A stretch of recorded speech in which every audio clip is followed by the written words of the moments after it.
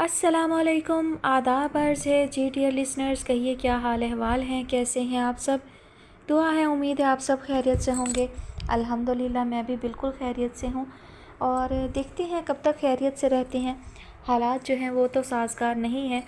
दुआ कीजिएगा, दुआओं में याद रखिएगा और अल्लाह ताला आप सबको भी अपने हिफ्ज़ व अमान में रखे। कहानी की जानिब बढ़ते हैं। कहानी का नाम है हरफ़े सादा को इनायत हुआ एजाज़ का रंग। इसकी मुसन्निफ़ा हैं अनीज़ा सैयद और आज आप सुनेंगे इसकी किस्त नंबर 3 और नेक्स्ट एपिसोड जो है वो लास्ट एपिसोड होगी। रात का अंधेरा छट गया था और सुबह की रोशनी चहार सू फैल गई थी। शायद इसी रोशनी के साथ वो भी होश में आ गया था। जब ही साकत पड़ी अफरोज़ ने देखा, वो मुँह पर पानी के छींटे मारने के बाद सरहद से उस कमरे से निकला और बाहर चला गया था। जाते हुए उसने गालिबन बैरूनी दरवाज़ा भी बंद नहीं किया था, वो उसे खुला छोड़ गया था। कितना ही वक्त गुजर गया, उस कब्रिस्तानों जैसी खामोशी वाली जगह पर कोई सी रूह नहीं आया। मैं ज़िंदा हूँ? अफरोज़ ने साकत पड़े पड़े खुद से सवाल किया, या मर चुकी हूँ? फिर उसने अपने जिस्म को हरकत दी और उसे हैरत हुई कि वो ज़िंदा थी। उसकी टूटी हुई चूड़ियों के टुकड़े उसकी कलाइयों में चुभे तो उसे मज़ीद आगाही हुई। वो महसूस कर सकती थी यकीनन वो मरी नहीं थी। आंसू उसकी आंखों से बह निकले। वो मौत की आरज़ू कर रही थी। क्या उसे मर नहीं जाना चाहिए था? फिर उसके दिल पर हैबत छा गई। क्या मरना और मरने की ख्वाहिश करना इतना आसान था? उसका दिल कांपने लगा। उसी दम अचानक कहीं से दो आदमी यूं दंदनाते अंदर आए जैसे इस तरह की अमवात पर लाशें उठाना उनका रोज़ का काम है। उन्होंने चादर में लिपटी अफरोज़ को उठाकर बिठाया। जल्दी करो बीबी, अपने कपड़े दुरुस्त करो, वो मेकान के अंदाज में कह रहे थे और थोड़ी देर बाद वो उसे यूं ही घसीटते नीचे ला रहे थे। उन्होंने उसे रिक्शा में बिठा दिया था। इर्द गिर्द के मनाजर तेज़ी से अफरोज़ की पथराई नज़रों के सामने से गुजर रहे थे।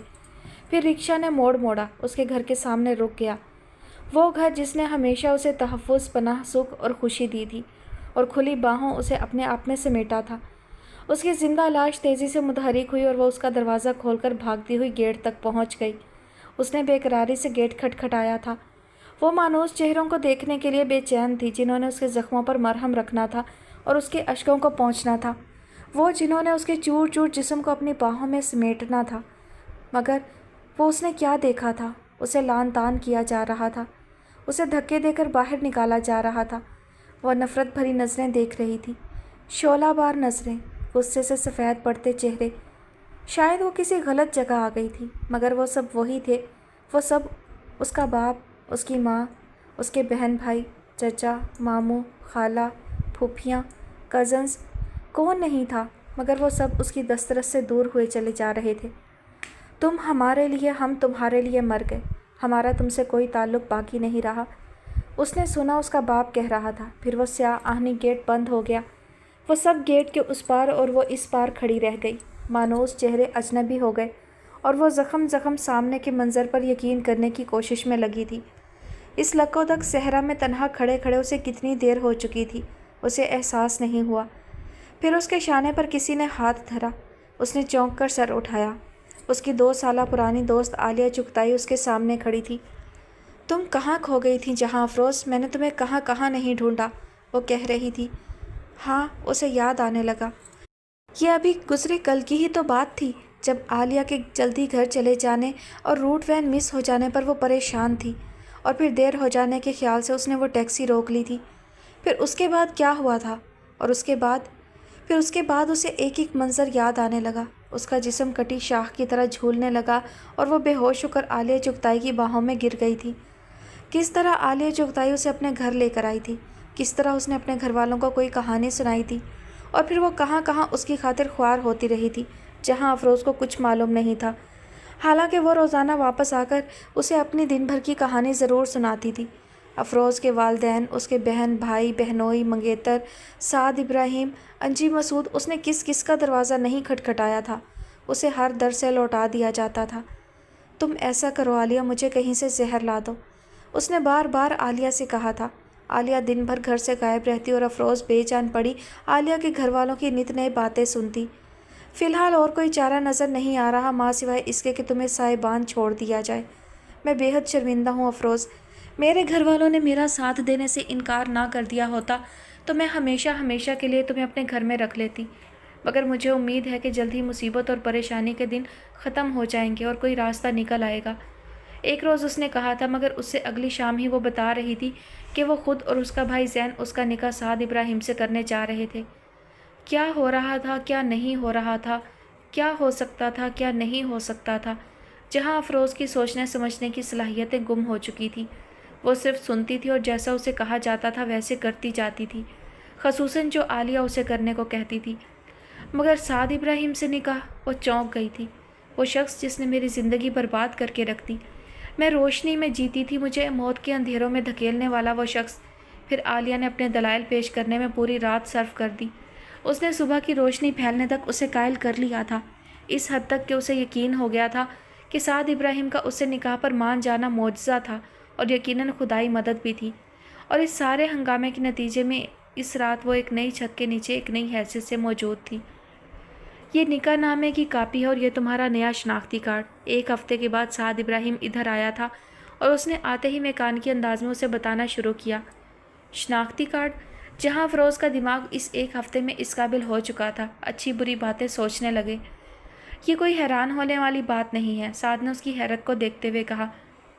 اس کے تو سنا ہے لوازمات ہی کافی ہوتے ہیں۔ یہ بات جہاں افروز نے صرف سوچی تھی، اس کی نظریں شناختی کارڈ پر ٹکی تھیں، جہاں افروز زوجہ سعد ابراہیم۔ وہ پچھلے ایک ہفتے کے دوران اس نئی شناخت پر کتنا رو چکی تھی، یہ صرف وہی جانتی تھی۔ اس کا باپ ایک شریف ایماندار شخص تھا، اس کے بھائیوں نے اس کی نیک فطرت ماں کے ہاتھوں پرورش پائی تھی اور لوگ ان کے کردار و اعتبار کے گواہ تھے۔ اس کے باپ نے اپنی بیٹیوں کے لیے بھلے متوسط طبقے سے تعلق رکھنے والے مگر انتہائی شریف اور ایماندار شوہر ڈھونڈے تھے، جہاں افروز کے لیے بھی ایسے ہی لڑکے کا انتخاب کیا گیا تھا۔ مگر وہ جہاں افروز کی قسمت کا لکھا بدل نہیں سکتے تھے، جہاں افروز کی قسمت میں سعد ابراہیم کی زوجہ ہونا لکھا تھا۔ سعد ابراہیم جو شرابی تھا اور زانی بھی، جو ایک کرپٹ بیوروکریٹ کا بیٹا تھا اور رشوت کے مال پر پلتا رہا تھا۔ گرم گرم آنسو ایک بار پھر اس کی آنکھوں سے بہہ نکلے تھے۔ کل سراج دین نامی ایک شخص آئے گا اور تمہیں ڈاکٹر فوزیہ لطیف کے کلینک پر لے جائے گا۔ وہاں یہ معلوم ہو جائے گا کہ تمہاری مظلومیت کا جو یہ پہلو مجھے بتایا گیا تھا، اس میں کتنی صداقت ہے اور اس کے سلسلے میں کیا کیا جا سکتا ہے۔ وہ مزید بولا تھا۔ ڈاکٹر فوزیہ لطیف؟ افروز کے کانوں نے سنا اور ذہن نے کچھ یاد کیا۔ کچھ عرصہ پہلے ہی ناجائز کاموں کے سلسلے میں جن ڈاکٹرز پر ایک رپورٹ شائع کی گئی تھی، ان میں ڈاکٹر فوزیہ لطیف کا نام سر فہرست تھا۔ اس کا دل کانپ گیا۔ تم اپنی اس دوست، کیا نام ہے اس کا؟ اس نے آخری بات کی۔ عالیہ چغتائی۔ اس سے کوئی رابطہ نہیں رکھو گی؟ افروز نے پہلی مرتبہ ایک جھٹکے سے سر اٹھا کر اس کی طرف دیکھا تھا۔ اس کو کچھ بھی سمجھ لو، درخواست، حکم یا دھمکی، بہرحال تم اس سے رابطہ نہیں رکھو گی کسی بھی قسم کا۔ وہ اس کے چونکنے کی پرواہ کیے بغیر بولا تھا۔ پھر اس نے اٹھ کر سارے کمرے چیک کیے تھے، لائٹس، پردے، کھڑکیاں۔ بے ترتیبی ہے اور صفائی بھی نہیں ہوئی۔ لگتا ہے تمہیں ماتم کرنے کے سوا اور کچھ آتا ہی نہیں ہے۔ تمہارے ان آنسوؤں کی وجہ میری سمجھ میں نہیں آ رہی۔ وہ سب تو ہو گیا جو تمہاری ڈیمانڈ تھی، اب رونا کیسا؟ وہ سب کچھ چیک کرنے کے بعد واپس اس کے سامنے آتے ہوئے بولا۔ اس کے ہاتھ میں موبائل تھا جو پچھلی مرتبہ وہ اسے دے کر گیا تھا۔ عالیہ چغتائی، عالیہ چغتائی، عالیہ چغتائی۔ اس نے ریسیوڈ اور ڈائلڈ کالز چیک کرتے ہوئے بلند آواز میں کہا۔ اس نام اور اس نمبر کو ڈیلیٹ کر دو، اس لڑکی سے اب تمہارا کوئی واسطہ نہیں ہے۔ اس نے موبائل ایک طرف اچھال کر سخت لہجے میں کہا۔ تمہارے کھانے پینے کا سامان کم ہو رہا ہے، کل وہ بھی پہنچ جائے گا۔ اور کچھ؟ وہ واپس جانے کے لیے مڑا اور باہر نکلنے سے پہلے بولا تھا۔ افروز نے ہونٹ بھینچ رکھے تھے اور اس کا جسم کانپ رہا تھا۔ اسے لگ رہا تھا کہ اگر وہ منہ کھولنے کی کوشش کرے گی تو بھی اس کے منہ سے صرف چیخیں نکلیں گی۔ ٹھیک ہے، پھر میں چلتا ہوں، اندر سے دروازہ لاک کر لو۔ وہ لمبے قدم اٹھاتا باہر نکل گیا۔ اس کے جانے کے بعد افروز نے تیزی سے اٹھ کر دروازہ لاک کر دیا تھا۔ اسی وقت اسے موبائل کی بیپ سنائی دی تھی۔ اس نے وحشت کے عالم میں موبائل تلاش کیا۔ وہ صوفے کے پیچھے قالین پر گرا پڑا تھا۔ اس کی اسکرین پر وہ نام روشن تھا، عالیہ چغتائی۔ اس نے کانپتے ہاتھوں سے موبائل آن کیا۔ ہیلو عالیہ؟ اس کی آواز بھی کانپ رہی تھی۔ وہ کہہ کر گیا ہے کہ میں تم سے کوئی رابطہ نہ رکھوں۔ وہ کہتا ہے کہ تم سے دوستی ختم کر لوں۔ اسے اپنی آواز کسی پاتال سے آئی محسوس ہو رہی تھی اور پھر شاید وہ بے ہوش ہو گئی تھی۔ سعد کی گاڑی جم خانہ کلب کی طرف جا رہی تھی جب اس کا موبائل بجنے لگا۔ اسے گاڑی ڈرائیو کرتے وقت فون سننے سے سخت چڑ تھی، اس لیے اس نے اس کی طرف توجہ نہیں دی، مگر موبائل وقفے وقفے سے بجتا ہی چلا جا رہا تھا۔ تنگ آ کر اس نے اسے اٹھا کر دیکھا۔ اسکرین پر کسی کے نام کی بجائے صرف نمبر تھا۔ اسے لگ رہا تھا یہ نمبر اس کی نظروں سے پہلے بھی کہیں گزرا تھا۔ اس نے اسے آن کر کے کان سے لگا لیا۔ साद इब्राहिम, तुम जहाँ कहीं भी हो प्लीज़ जहाँ अफरोज़ को जाकर देखो, मुझे लगता है उसके साथ कुछ गड़बड़ है। उसके हेलो कहते ही एक नस्वानी आवाज़ ने उसे कहा था। तुम कौन हो? जहाँ अफरोज़ वाली बात से कौन इस तरह वाकिफ़ हो सकता था, उसके लिए ये बात सख्त शौक का बाइस थी। मैं आलिया हूँ, आलिया चुगताई। मैं इस वक्त उस अपार्टमेंट के दरवाजे पर खड़ी हूँ, मगर मेरी बेल का कोई जवाब नहीं दे रही वो। तुम्हारे पास तो यकीनन इसकी चाबी मौजूद होगी, प्लीज़ तुम फ़ौरन आ जाओ। साद की जान में जान आई। उसने मोबाइल बंद करके गाड़ी मोड़ ली। आधे घंटे के बाद वो वहाँ पहुँचा था। आलिया चुगताई उसी सरासीमगी की हालत में वहाँ खड़ी थी। मैं अभी यहाँ उसको ठीक ठाक छोड़ कर गया था। तुम यहाँ कब आई और तुम्हें कैसे इल्म हुआ कि उसके साथ कुछ गड़बड़ है? वो लाख खोलते हुए तैश के आलम में कह रहा था। आलिया ने उसकी बात का जवाब नहीं दिया था। वो अंदर दाखिल होने के लिए बेचैन थी। वो दोनों एक साथ अंदर दाखिल हुए थे, जहाँ अफरोज़ सोफ़े के पीछे नीचे गिरी पड़ी थी। उसका मोबाइल उसके पास पड़ा था। अफरोज़, अफरोज़ प्लीज़। आलिया ने उसे झंझोड़ा था, मगर वो यूं ही साकत पड़ी रही थी। ये जिंदा है ना? उसने बेचारगी के आलम में साद से पूछा था, जिसकी उंगलियां उसकी नब्ज़ टटोल रही थी। एक गहरा सांस लेते हुए उसने अफरोज़ को उठाकर सोफ़े पर डाला था। इधर किचन से पानी का ग्लास लेकर आओ, उसने किचन की तरफ इशारा करते हुए कहा। उसने उसके चेहरे पर पानी के छींटे और चेहरे को हल्का सा थपथपाया। ये होश में आ रही है, ज़रा बेहतर होती है तो इसे किसी तरह नीचे ले आओ। मैं नीचे गाड़ी में बैठा हूँ।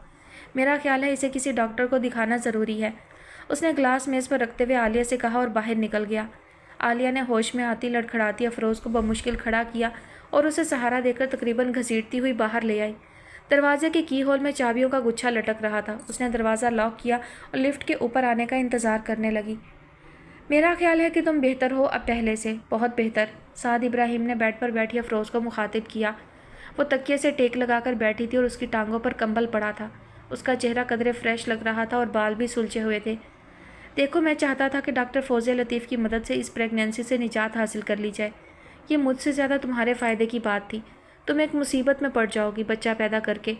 मेरा इसमें नुकसान इसलिए नहीं है कि मर्द के लिए मुकरना मुश्किल नहीं होता, मगर ये तुम्हारी ज़िद है, इसका नतीजा भी तुम्हें ही भुगतना है। आलिया से मिलने के लिए मैंने तुम्हें इसलिए मना किया था कि आलिया कितनी ही मुखलिस दोस्त हो, उसकी दोस्ती मेरे लिए मुश्किलात पैदा कर सकती है। उसने कल तक तुम्हारे लिए बहुत से रास्ते ढूंढने की कोशिश की, कल को और बहुत से ढूंढने की। ये मुझे गवारा नहीं होगा। मैंने अपनी गलती का कफ़ारा अदा करने के लिए जो कुछ किया है, मेरे लिए इतना ही काफ़ी है। अब मैं मज़ीद इसे किसी और रंग में नहीं भुगतूंगा। मैंने सुना है कि तुम एक अच्छी सच्ची मुसलमान लड़की हो, नमाज रोज़े की पाबंद, गुनाह सवाब सबकी तफसील जानती हो। फिर अगर कभी इस मातम और रोने धोने से फुर्सत मिले तो ये भी सोचना कि अगर मैं तुमसे ये निकाह ना करता तो फिर भी तुम्हें इसी माशरे में रहते हुए इसी माशरे का सामना करना था। कभी गौर करना उस सूरत हाल में कितना और क्या फ़र्क होता। मैंने अगर गुनाह किया था तो मुझे सज़ा मिलना ही थी, इस दुनिया में या अगली दुनिया में। तुम्हारी बद्दुआएं मेरे साथ रहती, मगर तुम्हारा क्या हाल हो सकता था इस दुनिया में कभी ज़रूर सोचना। वो जो नहीं होना चाहिए था पर बयान करते रहने के बजाय जो हुआ उस पर गौर ज़रूर करना। फिर शायद तुम्हारी बात बात पर बेहोश हो जाने की आदत ख़त्म हो जाए। वो गलत नहीं कह रहा था। उसके जाने के बाद अफरोज़ को ख्याल आया। वो 15 दिन एक प्राइवेट हस्पताल में एडमिट रहने के बाद वापस आई थी। साद के सामने उसकी प्रेगनेंसी की तस्दीक हो गई थी और डॉक्टर ने उसे इंतहाई कमज़ोर दिल की मरीज़ा करार दिया था। उसका बेहतरीन इलाज हुआ था और साद ने उसकी ये ज़िद भी मान ली थी कि वो बच्चा ज़ाया नहीं करवाएगी। शायद इसमें डॉक्टर के उस खदशे का भी अमल दखल था कि जिस कदर वो कमज़ोर है, ऐसी कोई कोशिश उसकी जान भी ले सकती थी। उस शाम इस सारे अरसे में पहली बार उसने इस सारे वाक़े की मनफी की बजाय मस्बत पहलुओं पर गौर किया था। वो ठीक कह रहा था। उसे पढ़ी सुनी कई ऐसी मिसालें याद आने लगी जिनमें ऐसे वाक़यात के बाद लड़कियों की रुसवाई, वालिदैन और माशरे के रवैयों और ज़िंदगियों की मुकम्मल बर्बादी की दास्तानें रकम होती थीं। फिर वो लड़कियां जो इस मॉडर्न दुनिया में ऐसे वाक़यात को एक्सप्लॉइट करके ज़ाती मुफाद का ज़रिया बना लेती थीं। फिर ऐसी लड़कियां जो एक मरतबा इज़्ज़त कमा लेने के बाद ऐसे लोगों के हत्थे चढ़ जाती थी जो उनकी इज़्ज़तों का मुस्तकिल सौदा बनाकर बेचते थे। उसे वो सारे भयानक अंजाम याद आने लगे जिनमें से कोई एक उसका मुकद्दर भी हो सकता था। फिर उसे एक एक करके अपने माँ बाप, बहन भाइयों, अजीज़ों, रिश्तेदारों के चेहरे याद आए जिन्होंने उसे धुतकार दिया था, उसकी सुने बगैर धक्के देकर उसे घर से बाहर निकाल दिया था। वो सब के सब पढ़े लिखे और मज़हब की बातें करने वाले लोग थे। यूँ भी तो हो सकता था कि वो उसकी बात ध्यान से सुन लेते। यह भी तो हो सकता था कि वो उस पर एतबार कर लेते। यह भी तो हो सकता था कि वो उसकी इज्जत को यूँ संभाल लेते कि किसी को कानो कान खबर ना होती। मगर वो सब कुछ जो हो सकता था नहीं हुआ, और वो जिसके मुतल्लिक सोचा भी नहीं जा सकता था वो हो गया। फिर उसे आलिया का अपना और उसके घर वालों का रवैया भी याद आया। वो वही रवैये थे जिनकी सख्ती और शिद्दत से घबरा कर उसने साद इब्राहिम की निकाह की पेशकश को कबूल कर लिया था। جو اس کے خیال کے مطابق سنسار کیے جانے کے قابل تھا۔ اس اسلامی جمہوریہ میں وہ کون سا اسلامی قانون نافذ ہے جس کی روح سے اس شخص کو سرعام کوڑے مارے جائیں اور سنسار کیا جائے؟ وہ زانی ہے اور زنا کا اعتراف بھی کر چکا ہے۔ اسے یاد آیا جس رات عالیہ اسے اپنے دلائل سے سعد ابراہیم سے نکاح کے لیے قائل کر رہی تھی، اس نے اس سے کہا تھا جو تمہارے ساتھ ہوا اس میں غلط فہمی کا دخل تھا، وہ وہاں تمہارے لیے نہیں ایک ایسی لڑکی کے لیے گیا تھا جس کا پیشہ ہی جسم فروشی ہے۔ تم اس کے اس فعل کی طرف نظر کیوں نہیں کرتی کہ اس نے تم سے شادی کر لی؟ اس نے اپنی غلطی کا، اپنے گناہ کا اعتراف بھی کیا ہے، تمہاری زندگی کی بربادی کا سوچ کر اس کا کفارہ بھی ادا کر دیا۔ یہ بتاؤ کہ تمہارے مذہبی صوم و صلات کے پابند گھر والے اعلیٰ ظرف ہیں یا یہ زانی شرابی سعد ابراہیم؟ 2 دن پہلے اسپتال کے اس پرائیویٹ روم میں اس کے سامنے بیٹھی عالیہ نے ایک مرتبہ پھر اسے سمجھایا تھا۔ میں 1 مرتبہ نہیں 10 مرتبہ تم سے کہوں گی افروز کہ تم ناشکری کر رہی ہو، جو برا نہیں ہونا چاہیے تھا اس کے غم میں مبتلا رہنے کا ارادہ کیے بیٹھی ہو، جو بہتر ہوا اس کا شکر ادا کرنا بھول گئی ہو۔ اس معاشرے میں کوئی قانون نافذ نہیں ہے، نہ اللہ کا نہ انسان کا، یہاں رفتہ رفتہ جنگل کے قوانین کا نفاذ ہوتا جا رہا ہے، جو طاقتور ہے وہی بادشاہ ہے۔ تم شکر کرو کہ جو تمہارے ساتھ ہوا اس کے بعد انچاہی صحیح عزت کی زندگی تمہیں میسر ہوئی، عالیہ نے اس سے کہا تھا۔ شاید وہ ٹھیک کہتی ہے، شاید جو ہوا یہی ٹھیک ہے۔ اس شام افروز نے سوچا اور اپنے آنسو پونچھ لیے۔ اس نے نہ کڑھنے اور نہ رونے کا عہد کر لیا تھا، حالانکہ اس کے دل کے اندر کہیں بہت دور اب بھی کوئی بین کر رہا تھا۔ ایک بد کردار زانی اور شرابی شخص جو اس کا شوہر بن گیا تھا، وہی اب اس بچے کا باپ بننے والا تھا جسے ابھی اس دنیا میں آنا تھا۔ سعد ابراہیم نے محسوس کیا تھا کہ وہ اب پرسکون ہوتی جا رہی ہے۔ گو اب بھی وہ کبھی کبھار کچھ وقت کے لیے محض اسے دیکھنے کے لیے آتا تھا، مگر اسے دیکھ کر نہ بے ہوش ہوتی تھی نہ واویلا مچاتی تھی۔ اس کے آنسو جو پہلے ہر دم اس کی آنکھوں سے بہتے رہتے تھے خشک ہو چکے تھے۔ اس نے اس اپارٹمنٹ کی قید تنہائی کو قبول کر لیا تھا اور عالیہ چغتائی سے اپنا تعلق بھی بھول گئی تھی۔ وہ چھوٹے چھوٹے کاموں میں مصروف نظر آتی تھی، صفائی کرتی ہوئی، کچن میں کام کرتی ہوئی، کوئی رسالہ اخبار جو وہ اسے پہنچاتا تھا پڑھتی ہوئی یا ٹی وی دیکھتی ہوئی۔ سعد کے دل کی خلش اور ضمیر کی چبھن کم ہونے لگی تھی۔ اس کو اب رات کو نیند بھی آنے لگی تھی۔ یہ کتنی دیر چلے گا؟ یہ ایسے کتنی دیر رہ سکے گی؟ اس نے کئی مرتبہ سوچا تھا۔ اس کا خیال تھا کہ اس سے نکاح کر کے بچے والے چکر سے اسے نجات دلوانے کے بعد وہ یہ گھر اور پیسہ اس کے نام کر کے اسے آزاد کر دے گا، یوں وہ اس خلش کے اثر سے نکل جائے گا جو اس کی غلطی کی وجہ سے اس کے دل میں پیدا ہو گئی تھی۔ مگر حالات اور واقعات اس کی توقع کے بالکل برعکس جا رہے تھے۔ بعض اوقات اسے اپنا یہ جذباتی فیصلہ انتہائی اہم کانا لگتا تھا۔ کئی مرتبہ اس نے سوچا تھا کہ انجان بنے رہنے میں اس کا کوئی نقصان نہیں تھا، وہ کسی طرح بھی اسے مجرم ثابت نہیں کر سکتی تھی، مگر وہ یہ بہت سوچنے کے باوجود سمجھ نہیں پایا تھا کہ اس نے یہ فیصلہ کیسے کر لیا تھا۔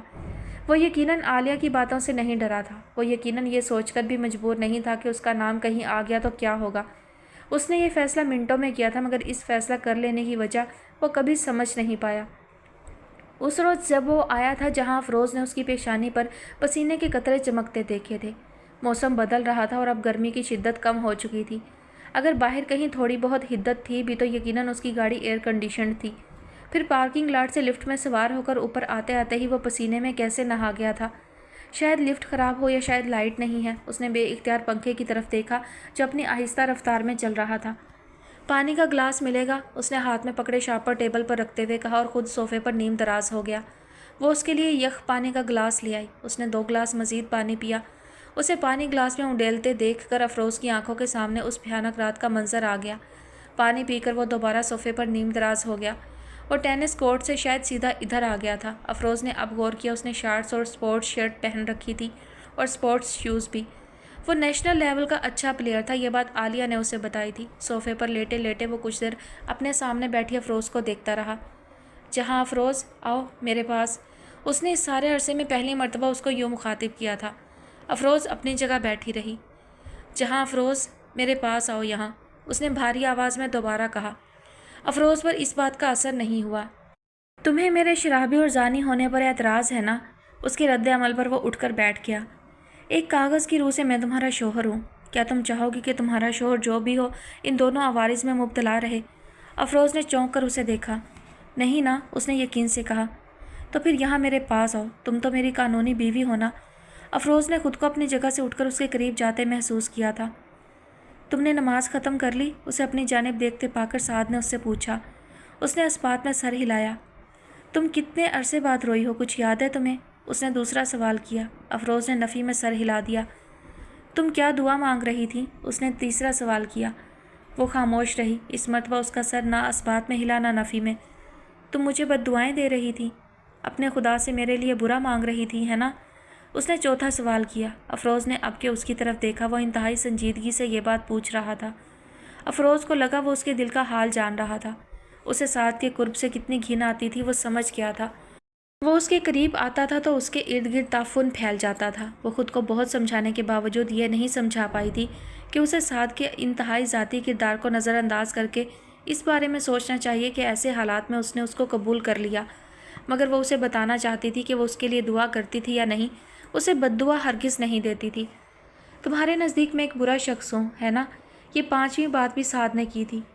مجھے پارسائی کا کوئی دعویٰ بھی نہیں کرنا۔ اس شہر میں بہت کچھ ہو رہا ہے، بار رومز کھلے ہیں، کیسینوز چل رہے ہیں، جسم فروشی عام ہے، برائی ہر رنگ میں اپنے عروج پر ہے۔ کسی کو پکڑ کا کوئی خوف نہیں ہے کیونکہ پکڑنے والے خود ہر برائی میں مشغول ہیں۔ میں بھی شاید بروں کے اسی گروہ کا ایک فرد تھا۔ افروز نے لفظ تھا پر چونک کر اسے دیکھا۔ ہاں میں تھا، اس نے سر جھکا کر اعتراف کیا، مگر اب میں شعوری کوشش کر رہا ہوں کہ میں ان برائیوں سے کنارہ کر لوں۔ ویسے بھی میں برائی کی کیچڑ میں نیا پھنسا تھا جب تمہارے والا واقعہ پیش آ گیا۔ میرا خیال ہے کہ خدا مجھے ان لعنتوں سے بچانا چاہتا تھا۔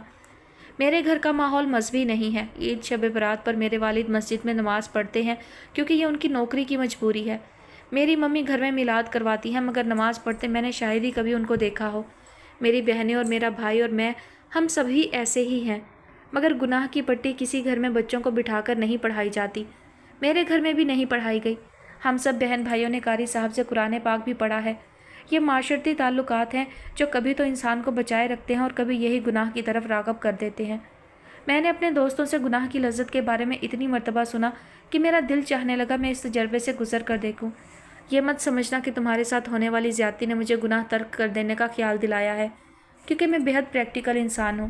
میں نے اپنے تجربے کی روح سے سمجھا ہے کہ گناہ میں کیا برائی ہے، کیا قباحت ہے کہ اسے گناہ کا نام دیا گیا۔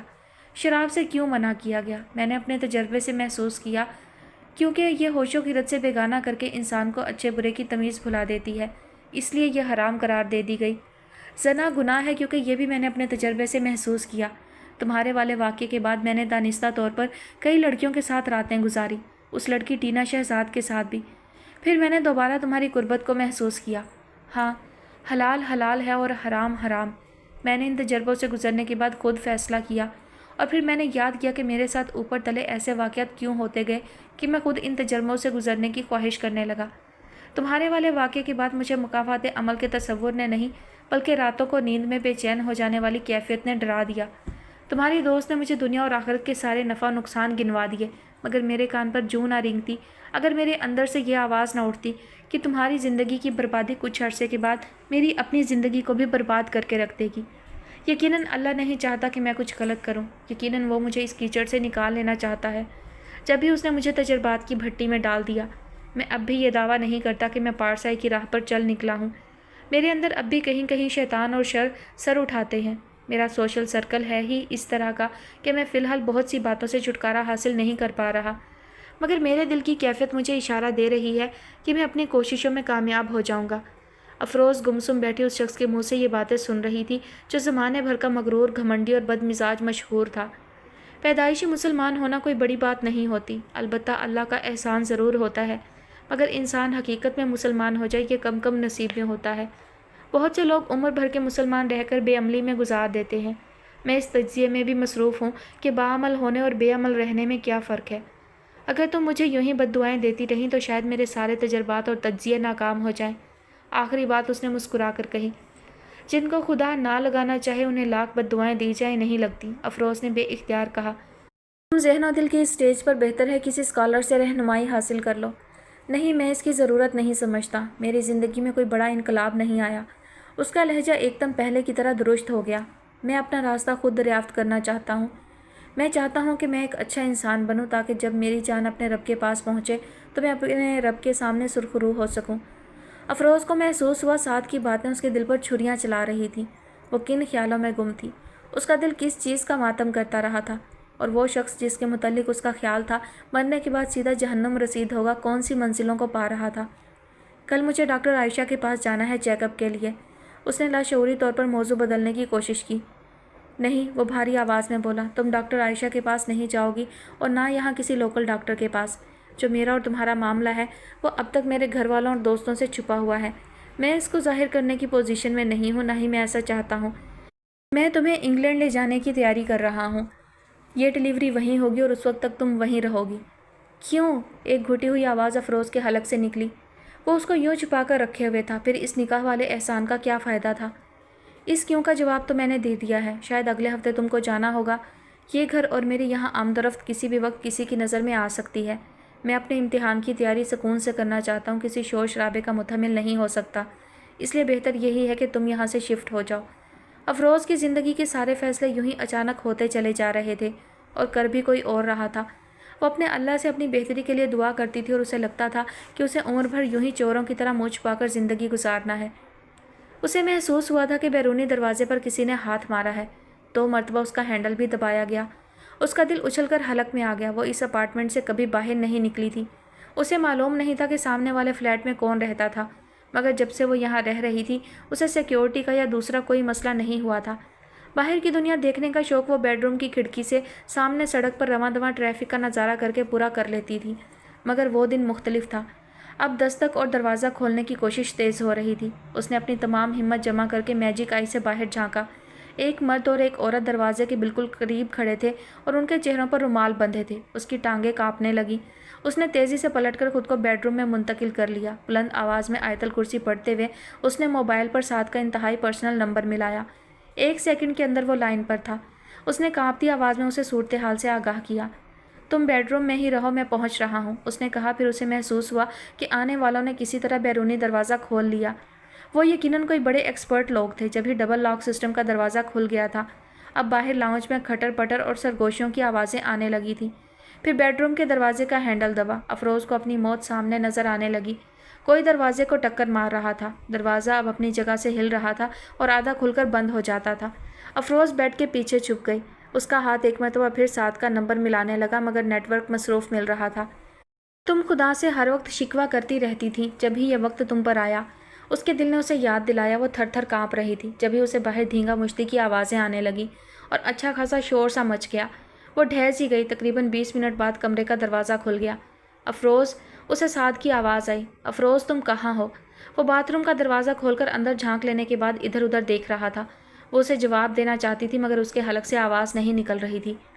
تم لوگوں کو زندہ نہیں چھوڑوں گا اگر اسے کچھ ہو گیا تو۔ وہ پیچھے مڑ کر کسی اور سے مخاطب ہوا تھا۔ پھر اسے وہ بیڈ کے پیچھے نڈھال پڑی نظر آ گئی تھی۔ اس نے اس کا بازو پکڑ کر اٹھایا اور اپنے ساتھ لگائے لگائے باہر لے آیا۔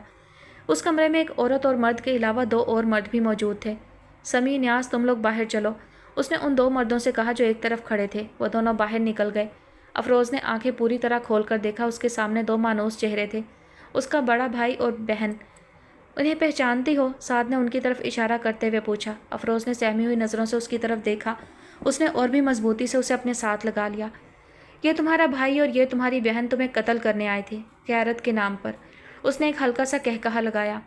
تم کمینے ذلیل انسان! اس کا بھائی یکدم سعد کی طرف بڑھا۔ وہ سخت طیش میں تھا۔ ہماری عزتوں کے جنازے نکالنے والے کتے، میں صرف اس کو نہیں تمہیں بھی مارنے آیا تھا۔ مارو، سعد نے سیدھے ہوتے ہوئے کہا۔ ہم دونوں تمہارے سامنے کھڑے ہیں، مار دو۔ افروز کا بھائی ایک مرتبہ پھر آگے بڑھا۔ اس کی بہن نے آگے آ کر اسے روک لیا۔ غیرت تمہاری طرح بہن کو گھر سے نکال کر ذلیل و خوار ہونے کے لیے چھوڑ دینے کا نام ہے تو پھر تو تم بہت غیرت مند ہو، تمہیں ایوارڈ ملنا چاہیے غیرت مندی کا، سعد نے استہزائیہ انداز میں کہا۔ یہ تو تمہارے لیے اور تم اس کے لیے اسی روز مر گئے تھے، پھر مری ہوئی کو دوبارہ مارنے کے لیے کیوں آئے ہو؟ یہ تمہاری داشتہ بن کر رہ رہی ہے، میں اس کو… سعد کے زوردار تھپڑ نے افروز کے بھائی کی ناک سے خون چھلکا دیا تھا۔ میں تمہاری جان لے لوں گا اگر تم نے ایسی بکواس دوبارہ کبھی کرنے کا سوچا بھی تو۔ یہ میری قانونی اور جائز بیوی ہے۔ تمہاری غیرت والا فارمولہ میں نہیں مانتا، لیکن اگر کسی کو مار دینے کا کہتا ہوں تو اپنے کہے پر عمل کرنا اچھی طرح جانتا ہوں۔ تم اتنی گھٹیا اور ذلیل نکلو گی افروز، ہم نے کبھی سوچا بھی نہ تھا۔ غیرت لٹانے کا ناٹک کرنے کی کیا ضرورت تھی؟ ہمیں کہتی اس رئیس زادے کے ساتھ رہنا تھا، ہم تمہیں اپنے ہاتھوں سے رخصت کر دیتے۔ افروز کی بہن نے نفرت بھرے لہجے میں کہا۔ گھٹیا اور ذلیل تم لوگ ہو، تم سب، افروز نے سعد کے بازو کا سہارا لے کر تن کر کھڑے ہوتے ہوئے کہا۔ پتھر دل اور ظالم! خدا نے میری عزت لوٹنے والے کے دل میں میری عزت مجھے لوٹانے کا خیال اگر ڈال دیا تو اس کا مطلب یہ ہے کہ وہ تم لوگوں کی نسبت میرے لیے زیادہ بہتر ہے۔ مجھے سعد ابراہیم کی رفاقت پر فخر اور تم لوگوں سے اپنے تعلق کا سوچ کر سخت شرمندگی ہوتی ہے۔ کمینی اور گھٹیا ہو، اس کی بہن پھنکاری۔ شاید ہمیشہ سے ہی جب ہی ایسی گندی زندگی تمہارا مقدر بنی۔ افروز، میں تمہاری وجہ سے ان کا لحاظ کر رہا ہوں، سعد نے اسے یاد دلایا۔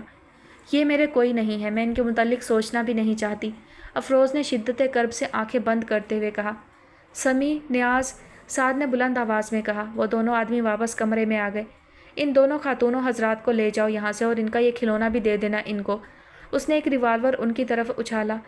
انہیں اچھی طرح سمجھا دینا تم دونوں کون ہو اور افروز کس کی پناہ میں ہے۔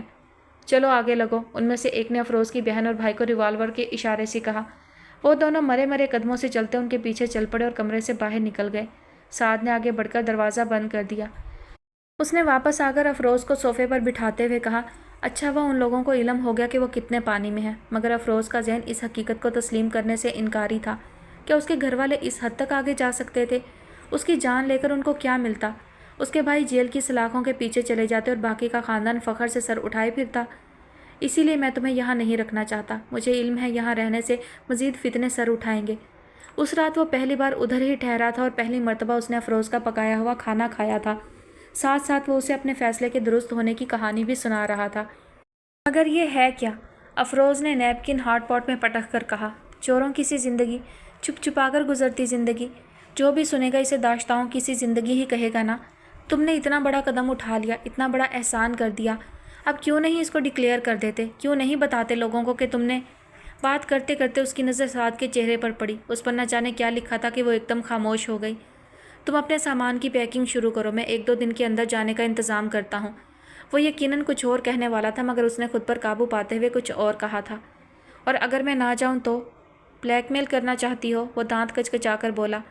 میں نے بہت پہلے یہ بات کہی تھی کہ تم مجھے بلیک میل نہیں کر سکتی ہو، نہ ہی میں بلیک میل ہونے والوں میں سے ہوں۔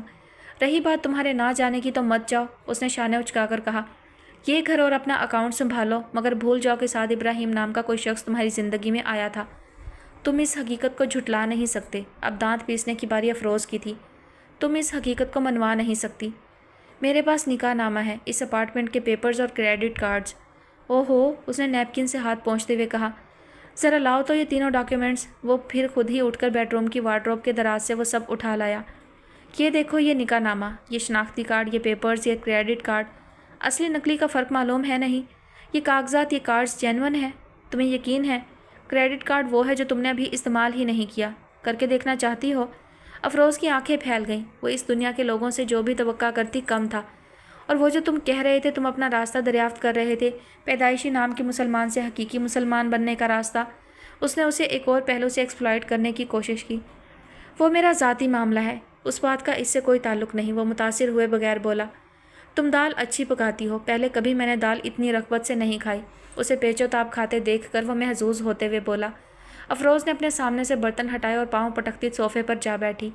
وہ اطمینان سے بیٹھا کھانا کھاتا رہا۔ کھانا ختم کرنے کے بعد اس نے برتن اٹھا کر کچن میں رکھے۔ اب وہ کچن میں کسی کام میں مصروف تھا۔ کچھ دیر بعد وہ کافی کا مگ اٹھائے ادھر ہی آ گیا۔ غصہ تھوک دو افروز، اس نے ایک مگ اس کے سامنے رکھتے ہوئے کہا۔ میں تمہارے جذبات کو سمجھتا ہوں، لیکن دیکھو تم غیر متوقع طور پر میری زندگی میں آئی ہو۔ زندگی کے اس اتفاق کو میں نبھا تو سکتا ہوں، مگر اپنی زندگی کے متعلق میرے اپنے کچھ خواب ہیں، میرے والدین کی خواہشات ہیں جن کا تعلق تم سے ہرگز نہیں ہے۔ میری اپنی زندگی تقسیم ہو کر رہ گئی ہے، مگر میں سمجھتا ہوں جو غلطی مجھ سے ہوئی اس کا خمیازہ مجھے اسی ڈھنگ سے ادا کرنا ہے۔ تمہارے حقوق، تمہاری ذمہ داری میں عمر بھر نبھانے کے لیے تیار ہوں، مگر اپنی زندگی میں اپنی مرضی سے گزاروں گا، اپنی پسند سے۔ جذبات اور سوچوں کی الگار نے افروز کو سوچنے سمجھنے کی صلاحیت سے عاری کر دیا تھا۔ اسے زندگی میں اپنی کوئی حیثیت نظر نہیں آ رہی تھی۔ نماز نہیں پڑھو گی تم؟ ٹائم ہو رہا ہے۔ وہ اسے دانستہ تنگ کر رہا تھا، کم از کم اسے تو یوں ہی محسوس ہو رہا تھا۔ میں سونے جا رہا ہوں، تم جب جلنے بھننے اور نماز سے فارغ ہو جاؤ تو آ جانا، وہ بیڈ روم میں جاتے ہوئے بولا۔ یہ لنکا سسٹر کا علاقہ ہے، کراس میریز کے قریبی قصبوں میں سے ایک ہے، تم وہاں رہو گی۔ مسز جوزف ایک اولڈ لیڈی ہیں، پہلے یہ پاکستان میں رہتی تھیں، ہماری ایک شناسہ فیملی کے بچوں کی گورننس تھی، اب واپس آ چکی ہیں اور تمہارے ساتھ وہیں رہیں گی۔ ہیتھرو ایئرپورٹ سے نکل کر نہ جانے کون سی سمت کی طرف جاتے ہوئے سعد نے اسے بتایا تھا۔ افروز کو اب اس بات سے کوئی سروکار نہیں رہا تھا کہ وہ اسے کہاں، کیسے اور کون سے علاقے میں چھوڑنے جا رہا تھا۔ اس کا ہر بات سے یقین اٹھتا چلا جا رہا تھا۔ ایک طویل سفر کے بعد وہ وہاں پہنچے تھے جس کے متعلق وہ راستہ بھر اسے بتاتا رہا تھا، और वो ایک کاٹیج نما گھر تھا جس کے بارے میں وہ اسے بتا رہا تھا۔ جو چیز اسے سب سے زیادہ شدت سے محسوس ہوئی تھی وہ موسم کا فرق تھا۔ اسے یہاں آتے ہی شدید سردی محسوس ہوئی تھی۔ مسز جوزف اس گھر میں پہلے سے موجود تھیں، کافی بہتر اردو بول لیتی تھیں اور ساتھ سے خاصی بے تکلف نظر آتی تھیں۔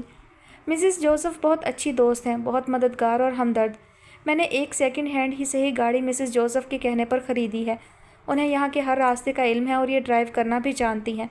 تمہاری کنڈیشن اگر سفر کرنے کی ہو تو تم ان کے ساتھ گھومنے پھرنے باہر نکل سکتی ہو۔ لنکا سسٹر کے ایک نرسنگ ہوم میں تمہارا نام کل رجسٹر ہو جائے گا۔ مجھے امید ہے کہ تمہیں یہاں کوئی تکلیف نہیں ہوگی۔ وہ موسم کا حال سنانے والے نیوز کاسٹر کی طرح رٹی رٹائی باتیں کر رہا تھا۔ افروز نے درد سے ٹوٹتی کمر کو صوفے کی پشت کا سہارا دے کر اس شخص کو دیکھا جو اب تک اسے نبھا رہا تھا، جس کی وہ اپنی چوائس ہرگز نہیں تھی اور جو اس کے اپنے بقول نام کے مسلمان سے حقیقی مسلمان بننے کا سفر طے کر رہا تھا۔ یقیناً اس سے یہ نبھا بھی اسی سفر کے سلسلے میں ایک کڑی تھی۔ اور تم، اس نے اپنے درد کو بھلانے کی کوشش کرتے ہوئے کہا، میں کل شام واپس فلائی کر جاؤں گا۔ 2 دن کی یہ غیر حاضری بھی مجھے کافی مہنگی پڑے گی، مگر یہ انتظام تو مجھے کرنا ہی تھا۔ یہ سب کام اتنے آسان نہیں تھے مگر میرے والد کے سورسز میرے بہت کام آئے۔ کیا اس طرح بہت سے لوگوں پر اس بات کا انکشاف نہیں ہو جائے گا جسے تم چھپانا چاہتے ہو؟ جو چھپا رہنا چاہیے وہ چھپا ہی رہے گا۔ مجھے خوب معلوم ہے کہ اسے کیسے چھپانا ہے۔ وہ مسکرایا۔ تم اب ریسٹ کرو، یقیناً تمہیں آرام کی ضرورت ہے۔ وہ اسے سہارا دے کر لکڑی سے بنے ایک چھوٹے سے زینے سے اوپر لے آیا۔ یہ لکڑی کے فرش اور اونچی چھت والا ایک ایسا بیڈ روم تھا جس کا فرنیچر بھی قدیم وقتوں کی یاد دلاتا تھا۔ اس نے اسے نرم گرم بیڈ پر لٹا دیا اور خود واش روم میں چلا گیا، جہاں افروز کو بچپن میں پڑھی پریوں کی کہانیاں یاد آنے لگیں، جن میں زندگی کے سارے روپ محض ایک ونڈر لینڈ میں داخل ہو جانے پر نظر آ جاتے تھے۔ اسے محسوس ہوا جیسے وہ بھی کسی ونڈر لینڈ میں داخل ہو گئی تھی، جہاں کبھی خوفناک چڑیل اس پر اپنے سیاہ وار کر کے اسے مصیبتوں میں پھنسا دیتی تھی اور کبھی مہربان پری اپنی جادوئی چھڑی کے ذریعے اسے اچھی پرسکون زندگی کی طرف لے آتی تھی۔ زندگی ایک کوہ گراں اور میں ایک کوہ کن، میرے تیشے کی دھار کند، اور زندگی ایک کوہ گراں۔ اسے بہت پہلے پڑھی ایک نظم یاد آنے لگی اور وہ اس کے الفاظ یاد کرتے کرتے نیند کی وادیوں میں اتر گئی۔ وہ نہ جانے کتنی دیر سوتی رہی۔ جب اس کی آنکھ کھلی اس نے کمرے میں نیم تاریکی محسوس کی۔ کتنی دیر تو اس کی سمجھ میں ہی نہیں آیا کہ وہ کہاں ہے۔ پھر اس کا بازو کسی انسان سے ٹکرایا، اس کے منہ سے چیخ نکلتے نکلتے رہ گئی۔ کیا بات ہے؟ اسے سعد کی نیند سے بھاری آواز سنائی دی۔ وہ اس کے پہلو میں لیٹا تھا۔ مجھے پیاس لگ رہی ہے، اس نے بدقت کہا۔ سعد نے ٹیبل لیمپ آن کیا اور سائڈ ٹیبل پر دھرے فلاسک سے پانی گلاس میں انڈیل کر اسے پکڑایا۔ وہ پانی نیم گرم تھا جبکہ اسے ٹھنڈے پانی کی خواہش محسوس ہو رہی تھی۔ ٹیمپریچر لو ہے یہاں، ٹھنڈا پانی تمہیں تکلیف دے گا، سعد نے بیڈ کی پشت سے ٹیک لگاتے ہوئے کہا۔ افروز نے اس کی طرف دیکھا۔ اس کے بال بکھرے ہوئے تھے اور آنکھیں نیند سے سرخ تھیں۔ اس کی شیو بھی بڑھی ہوئی تھی۔ اس نے شرٹ اتار کر سامنے کرسی پر ڈالی ہوئی تھی۔ یہ شخص خود بھی تو خوار ہو رہا ہے اور کتنے سکون سے یہ ساری مصیبت سہ رہا ہے۔ ساری بات ٹھیک سے یاد آنے پر اس نے سوچا، کیا دیکھ رہی ہو؟ وہ مسکرایا۔ اب تو میں ایک اجنبی لٹیرا نہیں ہوں۔ اس کی اس مسکراہٹ سے اب افروز کو خوف سا آنے لگا تھا۔ وہ اتنا پرسکون کیوں رہتا تھا؟ وہ جھنجھلاتا کیوں نہیں تھا؟ اسے اس کی بدمزاجی اور غرور یاد آتا تھا جس کا اب کہیں نام و نشان بھی نظر نہیں آتا تھا۔ نہ جانے کس جذبے کے تحت اس نے اس کے سینے پر سر رکھ دیا۔ اسے سعد کے ہاتھ اپنے بالوں کو سہلاتے محسوس ہوئے۔ بیکار کے وہم دل میں مت ڈالو، تم تو مجھ سے کہیں زیادہ باعمل مسلمان ہو۔ تمہیں تو قسمت پر، اچھی بری تقدیر پر زیادہ یقین ہونا چاہیے، وہ کہہ رہا تھا۔ یہ شخص جو شیطان تھا پھر فرشتہ بن گیا۔ یہ شخص جس نے اچھائی کو پانے کے لیے برائی کی بھٹی سے گزرنے کا سوچا اور برائی کی ہر سطح کو تجربہ کر کے جانچا۔ اس کے بارے میں افروز کی سوچ بھٹکتے بھٹکتے ٹینا شہزاد تک پہنچی تو اس کا جی متلا گیا۔ اسے لگا اس کے ارد گرد ہر طرف تعفن پھیل گیا ہو۔ اس نے ایک جھٹکے سے خود کو سعد سے الگ کیا اور بستر سے اٹھ کر کھڑی ہو گئی۔ سعد اس کے اس عمل پر ششدر رہ گیا تھا۔ پھر جیسے فوراً ہی وہ کچھ سمجھ گیا۔ تمہیں اگر فریش ہونا ہے تو وہ واش روم ہے، گرم پانی موجود ہے، تم نہا لو، تمہاری تھکن کچھ اور اتر جائے گی، اس نے پرسکون لہجے میں کہا اور خود بھی اٹھ کر اپنی شرٹ پہننے لگا۔ وہ جب واش روم سے واپس آئی وہ کمرے میں موجود نہیں تھا۔ اس نے دروازہ کھول کر دیکھا، نیچے سے اس کی آواز آ رہی تھی۔ وہ مسز جوزف سے باتیں کر رہا تھا۔ وہ کچھ دیر وہیں کھڑی سوچتی رہی اور پھر وہ چند سیڑھیاں اتر کر نیچے چلی آئی۔ ڈنر ریڈی ہے سویٹ ہارٹ، مسز جوزف نے اس کی طرف دیکھ کر مسکراتے ہوئے کہا۔ ہم تمہارا ہی انتظار کر رہے تھے۔ افروز نے سعد کو دیکھا۔ وہ اس چھوٹی سی ڈائننگ ٹیبل پر سکون سے بیٹھا چمچ سے میز بجا رہا تھا۔ یہ لو سعد، تمہارا فیورٹ فرائیڈ فش اور پران کری۔ مجھے اچھی طرح یاد ہے تمہیں سی فوڈ بہت پسند تھا۔ مسز جوزف کہہ رہی تھی۔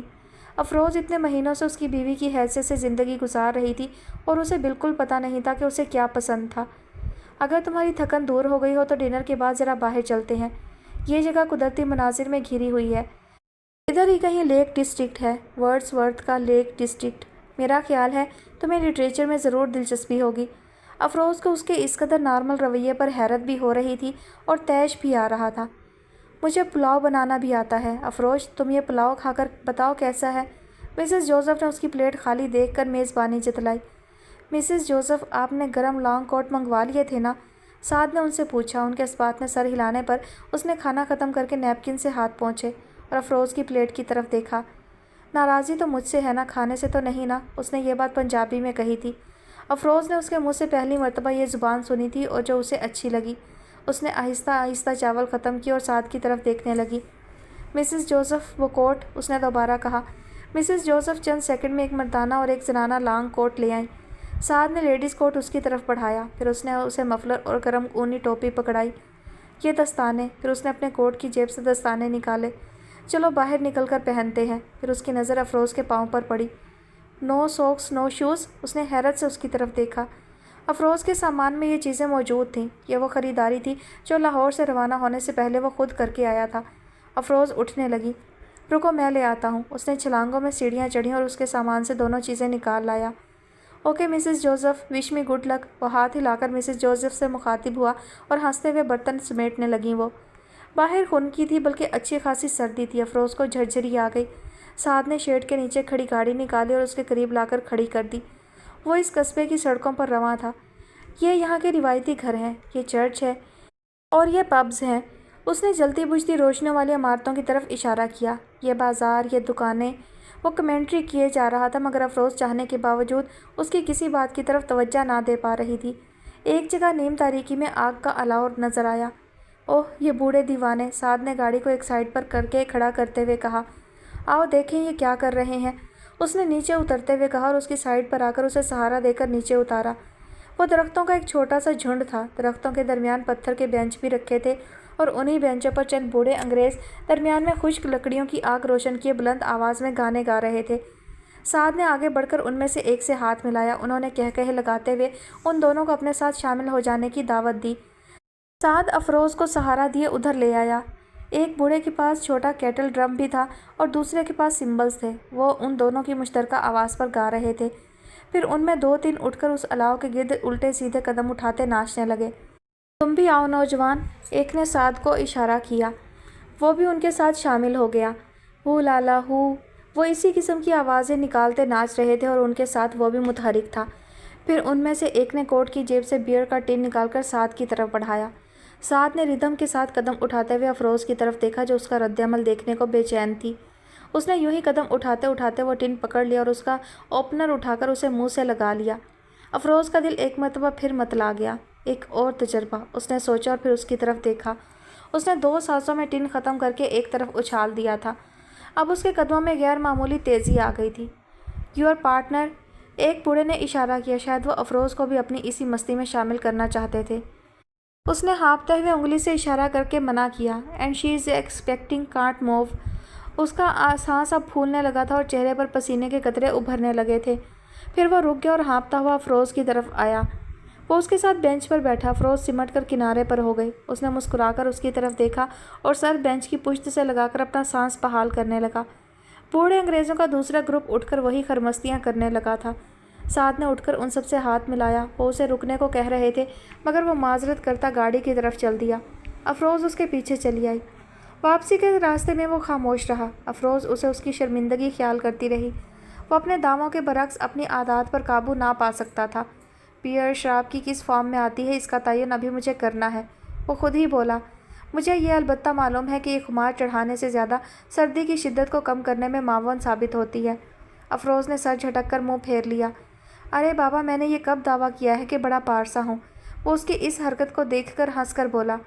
میں جو بھی ہوں تمہارا معیار تو ہرگز نہیں ہو سکتا۔ تم بھی تو نبھا ہی رہی ہو۔ باقی ہم دونوں کی زندگیوں کی جوہتیں الگ الگ ہیں۔ افروز کے دل پر چھریاں چل گئیں۔ اس کا دل اسی وقت اس چلتی گاڑی سے کود جانے کو چاہنے لگا۔ غصے میں تم پر جنون سوار ہو جاتا ہے، یہ اچھی عادت نہیں ہے۔ اس نے بغیر اس کی طرف دیکھے کہا۔ ایسے لوگ صرف اپنا ہی نقصان کرتے ہیں۔ ادھر چلیں، اس نے قہوہ خانے کی طرف اشارہ کیا۔ میرے سر میں شدید درد ہو رہا ہے، افروز نے چلے بھنے انداز میں کہا۔ اوکے، اس نے گاڑی روکنے کا ارادہ ملتوی کیا۔ 10 منٹ میں وہ واپس پہنچ چکے تھے۔